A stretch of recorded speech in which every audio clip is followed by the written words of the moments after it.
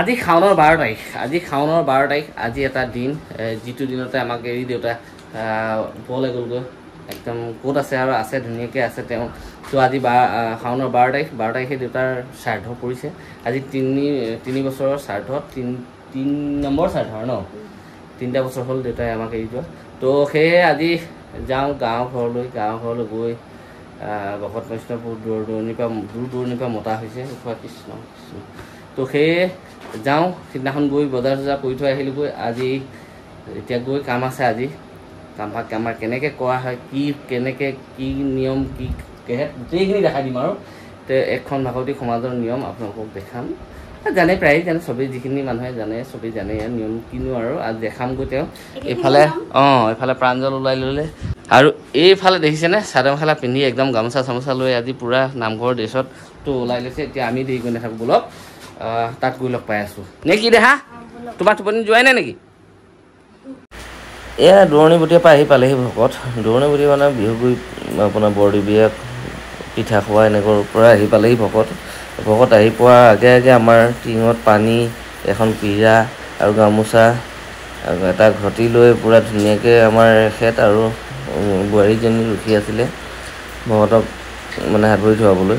সেই হাত ভৰি ধুৱাই ল'লে ধুনীয়াকৈ ধুৱাইও দিছে মুচিও দিছে লগে লগে তো এনেকৈ প্ৰত্যেকজন ভকতকে ধুৱাব লাগিব এই ধুৱাই আছে ধুনীয়াকৈ ধুৱাই দিয়ে আৰু মুচি দিয়ে দেখিছে মায়ে শিকাই আছে আৰু ইমান নাজানে যে শিকাই আছে আৰু যে এনেকৈ কৰ তেনেকৈ কৰ তো সেয়াই ভকতক ধুনীয়াকৈ মানে আপোনাৰ হাত ভৰিকেইডাল ধুৱাই আছে হাত ভৰিকেইটা ধুৱাই লোৱাৰ পিছতে ভিতৰলৈ যাব আৰু ভকত এইবাৰ মায়ো আহি গ'ল আৰু এইজন আমাৰ ঘৰলৈ বহুত বছৰৰ আগত আহিছিলে বহুত বছৰ আগত তো এওঁ ভালকৈ চিনি পায় তো এতিয়া তেওঁকো এয়া ধুৱাই আছে আৰু এখেতক ধুৱাই ল'লে ভকতৰ মানে ধোৱাখিনি হৈ যাব আৰু এজন আছে আৰু এখেতক ধুৱালে হৈ গ'ল আৰু অলপ ভৰি ধুৱাবলৈ নাই আৰু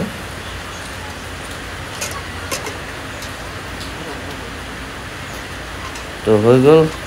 ভকতক ভৰি হাত ধোৱা হৈ গ'ল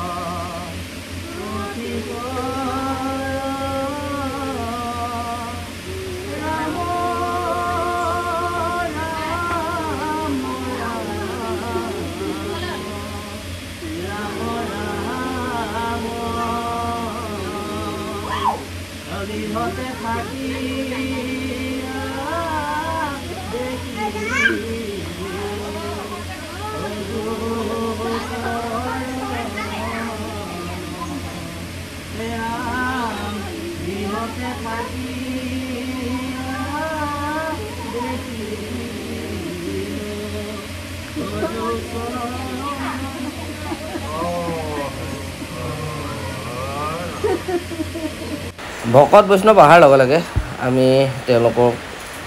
এটা আশীৰ্বাদ ল'লোঁ আৰু আশীৰ্বাদ লওঁতে আমি ঘোষা গালোঁ ঘোষা গাই তেওঁলোকক আমাৰ আজি দেউতাৰ শ্ৰাদ্ধ গোটেইখিনি কাম তেওঁলোকে যাতে আমাক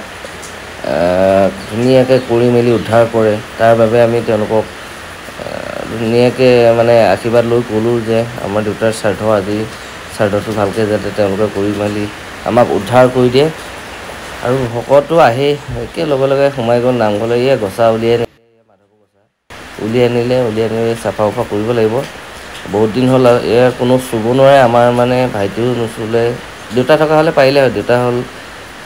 মলাধাৰী ভকতটো এইজন দেখিছেনে এইজন এজন বৰভগীয়া ভকত আৰু এই কামটো বৰভগীয়া ভকতেহে কৰিব পাৰে তেওঁ কৰি আছে ধুনীয়াকৈ তেওঁ কামভাগ আৰু ভকত সোমাই আপোনাৰ চন্দ্ৰখন উলিয়াই দিলে এয়া ধুনীয়াকৈ ধুইছে আৰু ভকত বৈষ্ণৱ ইফালে পুৰা ভকত বৈষ্ণৱে কাপোৰ সলোৱাত লাগি গ'ল আৰু কাপোৰ সলাই আছে কিছুমান ভকতে আৰু ইফালে দেখিছেনে মাহ প্ৰসাদো কাটি আছে আৰু ইফালে ভাইটি ইফালে যোগাৰ ধৰি আছে বৰভকীয়া ভকতে আপোনাৰ মানে আমাৰ আসনখনৰ গামোচা চব ধুনীয়াকৈ সলাই আছে আৰু ধুনীয়াকৈ হেৰি কৰি আছে আৰু তেওঁৰ কামখিনি তেওঁ কৰি আছে আৰু ইফালে একদম মাহ প্ৰসাদ ধুনীয়াকৈ ধুই আছে ভকতে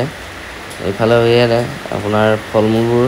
ধুনীয়াকৈ চাফা কাটি কুটি লৈছে আৰু ইফালে বাপ বান্ধৱ আপোনাৰ ফেনৰ হাৱা লৈ বহি আছে আৰু ইফালে দেখিছেনে ইফালে মানে ভাতৰ যোগাৰ কৰি আছে কেৰাহী চেৰাহী বহাই দিলে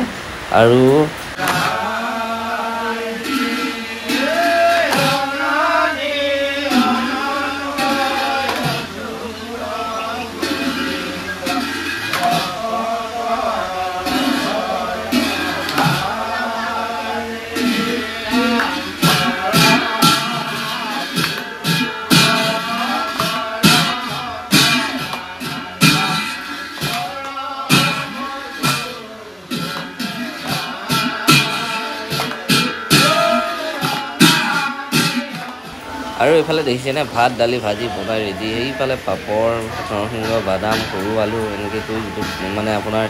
এটা ভাজি বনাই সেইটো বনালে একদম বনাই কৰি ৰেডি চব ৰেডি হৈ গ'ল এইফালে নাম গোৱা হ'লেই আৰু এইফালে খানা উনা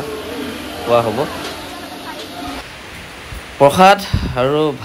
ভোজ ভাত খাই ল'লোঁ খাই লৈ একেবাৰে লাষ্ট টাইম আৰু অন্তিম পৰ্যায় ভকত বিদায় আৰু এইফালে মায়ে লগৰ আৰু এইফালে আমাৰ এখেতেও খাই আছিলে মুখতে ভাত খাই আছে আৰু আমি ভকত যাবগৈ যিহেতু দূৰণি ভকত তেওঁলোকক আপোনাৰ মানে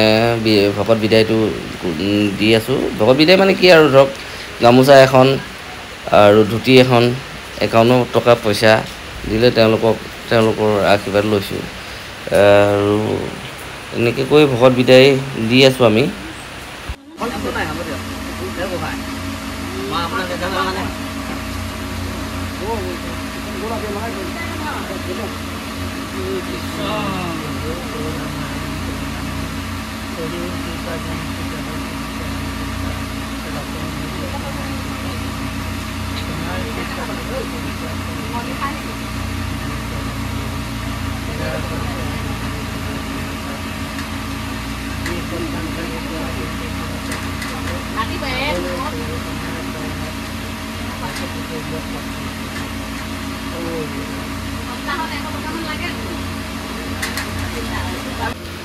এজনকৈ সকলো ভকত বৈষ্ণৱক